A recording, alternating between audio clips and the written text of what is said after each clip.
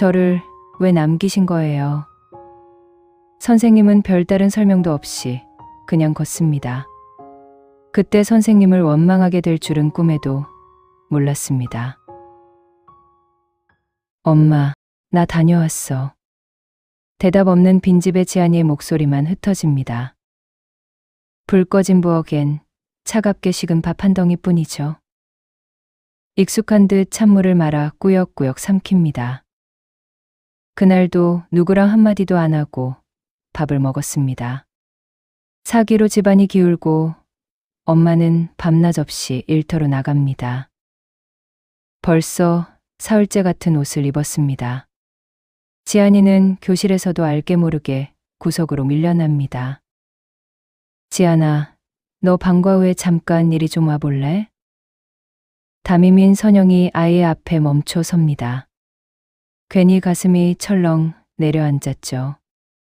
혹시 혼나기라도 하는 걸까? 방과 후 텅 빈 교실에서 담임 선생님이 말합니다. 지안아, 선생님이랑 운동장 한 바퀴만 돌자. 아이는 아무것도 묻지 못하고 뒤를 따릅니다. 선생님은 별다른 설명도 없이 그냥 걷습니다. 두 사람 사이엔 흙 밟는 소리만 들립니다. 지안이는 이 시간이 도무지 이해되지 않습니다. 선생님, 저 왜 남기신 거예요? 선영은 대답 대신 먼 하늘만 바라봅니다. 다음 날도, 그 다음 날도 똑같이 걷습니다. 비가 쏟아지는 날에도 창밖을 보며 선생님이 말하죠.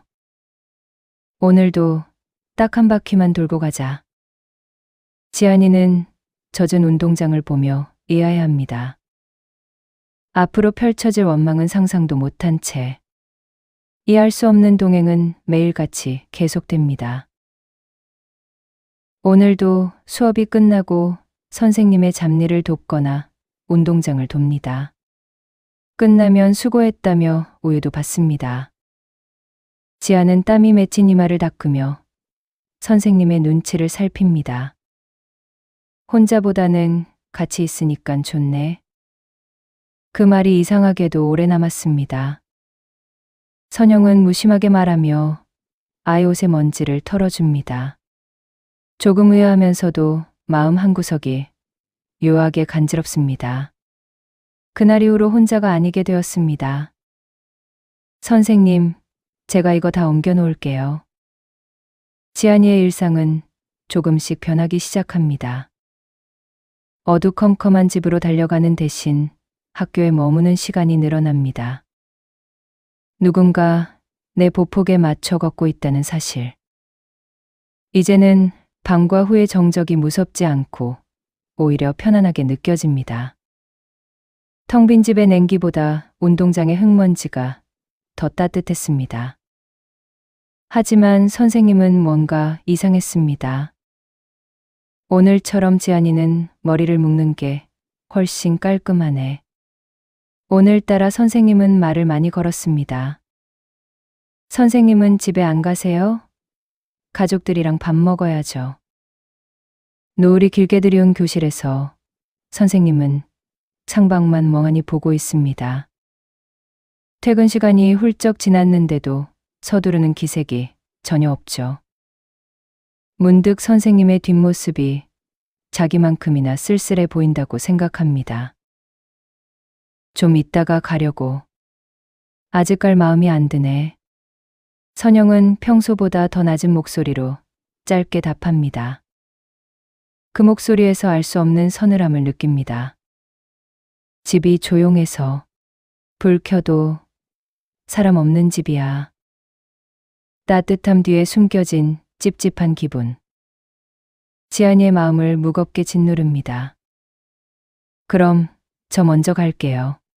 내일 봬요, 선생님. 지안은 서둘러 교실 문을 닫고 복도를 달려 나갑니다. 등 뒤로 느껴지는 조용한 교실이 자꾸만 발목을 잡는 것 같습니다. 선생님은 왜 그토록 학교에 오래 남아 있는 걸까? 지안이의 머릿속엔 물음표가 하나둘씩 쌓여가기 시작합니다. 그래도 나를 위한 게 아닐까? 어린 지아는 그 이유를 다 알지 못한 채 집으로 향합니다. 하지만 수십 년 후 이 기억이 얼마나 아프게 뒤틀릴지 그때는 알지 못했습니다. 너 이름이 민수라고 했지? 지안이는 창가에 혼자 앉아 있는 아이를 내려다봅니다.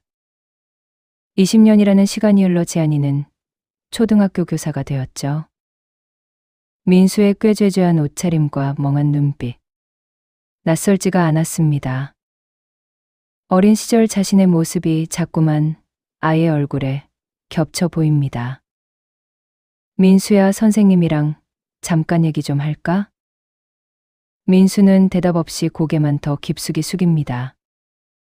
아이의 어두운 얼굴에 어떻게 대해야 하나 고민이 됩니다. 그때 동료 교사가 다가와 툭 말을 던지죠. 지안 선생님, 그 애 너무 신경 쓰지 마세요. 그나저나 초등학교를 이 근처 나오셨다면서요? 혹시 초등학생 때 담임이 박선영 선생님이었어요? 반가운 마음에 고개를 끄덕이며 선생님에 대한 추억을 꺼내려 했죠. 하지만 동료 교사의 입에서 나온 말은 기대했던 것과 전혀 달랐습니다. 세상 참 좁네. 나 예전에 그분이랑 같은 학교에 있었거든요. 그녀는 커피 한 모금을 마시더니 목소리를 낮춰 속삭입니다. 박선영 선생님 집안이 풍비박산 나면서 교무실에서도 말이 많았었어요. 남편의 사기와 갑작스러운 사고, 가족을 잃고 제정신이 아니었다고 덧붙입니다. 그때 그분 퇴근 안 하려고 애들 하나씩 붙잡아 두는 걸로 유명했어요. 지안의 표정이 순식간에 굳어집니다. 동료 교사는 별 생각 없이 말을 이어가지만 머릿속은 하얗게 변하죠. 나를 보살펴준 줄 알았던 그 시간. 실은 선생님의 도피처였다는 사실이 믿기지 않습니다. 집에 가기 무서우니까 애들 세워놓고 잡일을 시켰대요. 이유 없이 운동장 도르라고도 했나 봐요. 자기 위로라도 받은 모양이죠 뭐. 그 말 한마디에 20년이 무너졌습니다. 지아는 가슴 한구석이 뜨겁게 아파옵니다. 함께 운동장을 돌며 나누었던 침묵은 이용이었구나. 나를 아껴준 게 아니라 그저 혼자 있기 싫어서 나를 곁에 둔 거였구나. 그때 나는 선생님한테 사람이 아니라 시간이었구나. 지안 선생님, 왜 그래요? 얼굴이 안 좋네. 지안이는 대답 대신 억지로 미소를 지어 보입니다. 하지만 이미 마음속에 자리 잡은 원망의 씨앗은 걷잡을 수 없이 커져가죠. 가장 따뜻했던 기억이 차가운 미움으로 변해갑니다. 지아는 결국 수소문 끝에 은퇴를 앞둔 박선영 선생님을 찾아갑니다. 확인해야 했습니다. 그 기억이 진짜였는지. 선생님, 저 기억나세요? 저 지안이에요. 백발이 성성해진 선영은 돋보기를 고쳤습니다. 반가운 기색도 없이 그저 덤덤한 표정으로 지안을 대하죠. 마치 모르는 사람을 보는 듯한 차가운 목소리로 말합니다. 선생은 학생 인생에 그렇게 오래 남는 사람 아니다. 선영의 시선은 예전보다 훨씬 건조합니다. 지아는 울컥하는 마음을 누르며 떨리는 목소리로 묻습니다. 그때 왜 저를 매일 남기셨어요? 혹시 선생님 마음 편하자고 그러셨던 거예요? 저 그때 진짜 믿었어요.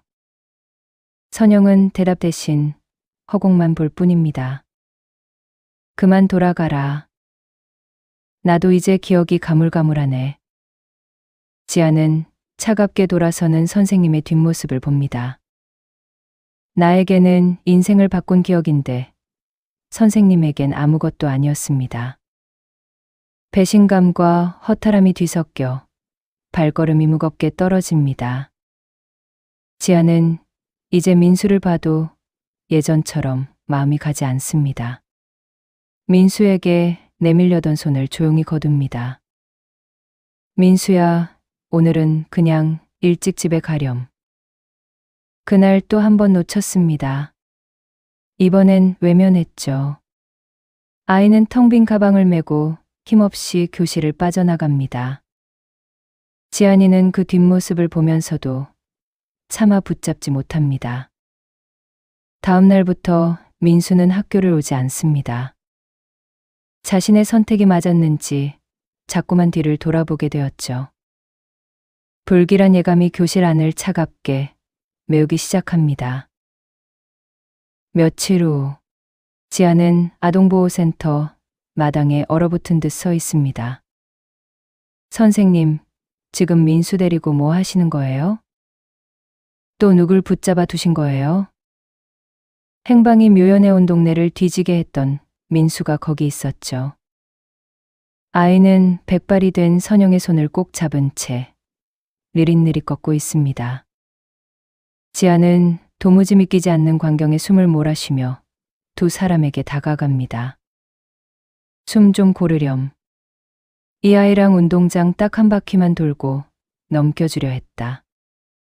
배고픔에 배회하던 아이를 찾아낸 건 경찰도 담임인 지안도 아니었죠. 이곳에서 봉사를 하던 선영이 아이를 발견해 센터로 데려왔습니다. 선영은 아이의 손을 한 번 더 꽉 쥐어줍니다. 혼자 있는 게 보여서 그냥 두고 싶지가 않았다. 그때 너도 그랬다. 그날 너도 집에 가기 싫어했잖아. 20년 전과 똑같은 목소리. 지아는 원망과 안도감이 뒤섞인 채 선생님의 마른 얼굴을 멍하니 봤죠. 애가 어떻게 받아들일지 생각해 보셨어요? 무서워했을지도 모른다는 생각은 안 하세요? 지안의 목소리는 파르르 떨립니다. 마음과 다르게 아픈 말들만 입에서 나옵니다. 왜 또 아무 말도 없이 아이를 붙잡아 두시는 거예요? 선영은 20년 전과 똑같은 표정으로 지안을 봅니다. 지안은 안도감보다 앞서는 과거의 상처에 몸을 떱니다. 혼자 집에 가는 애들은 멀리서 봐도 티가 난다. 선영은 예전과 똑같은 대답을 나직하게 읊조립니다. 지아는 그 대답이 더 소름 끼쳤죠. 결국 참아왔던 감정을 모질게 터뜨립니다. 선생님, 외로움 채우려고 애 인생 망치지 마세요. 날카로운 한마디. 선영은 매질 같은 원망을 묵묵히 다 듣고 있습니다. 그때도 다른 방식이 있었을 거 아니에요. 왜 아무 설명도 없이 그러셨냐고요. 지아는 결국 참아왔던 감정을 터뜨립니다.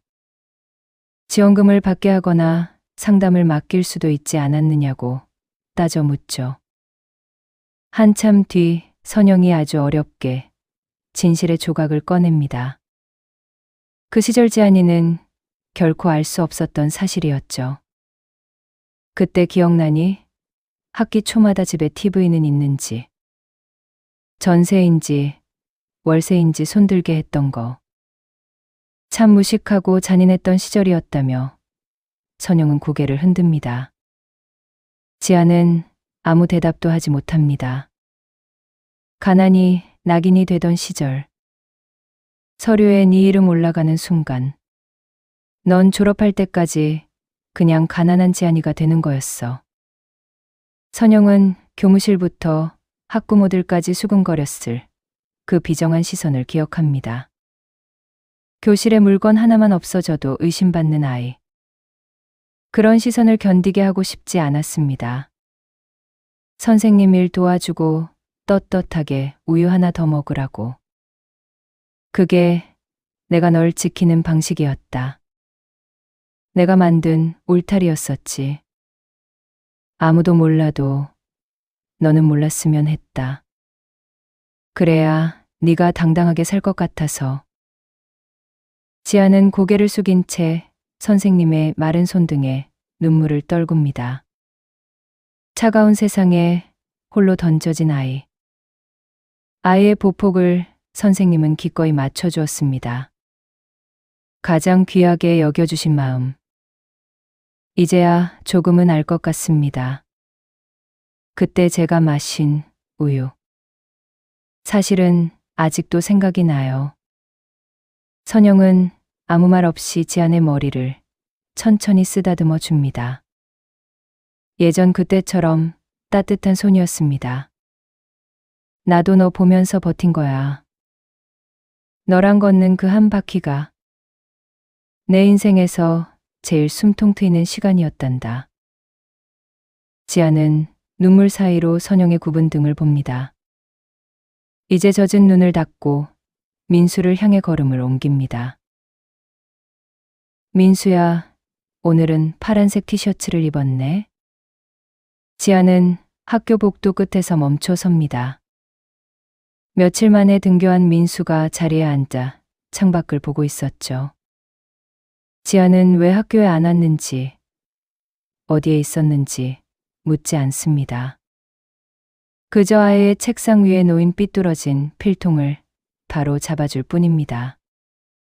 민수야, 선생님이랑 잠깐 걸을까? 지안의 목소리는 어느 때보다 부드럽습니다. 아이는 대답 대신 자리에서 일어나 지안의 뒤를 따릅니다. 운동장으로 나가는 현관 앞에서 지안은 걸음을 멈춥니다. 민수의 풀린 신발끈이 눈에 들어왔기 때문이죠. 지안은 주저없이 차가운 바닥에 무릎을 굽히고 앉습니다. 아이의 작은 운동화 끈을 정성스럽고 단단하게 묶어줍니다. 민수는 제 발등을 덮은 지안의 따뜻한 손길을 멍하니 내려다봅니다. 지안은 아이와 눈을 맞추며 희미하게 웃어 보이죠.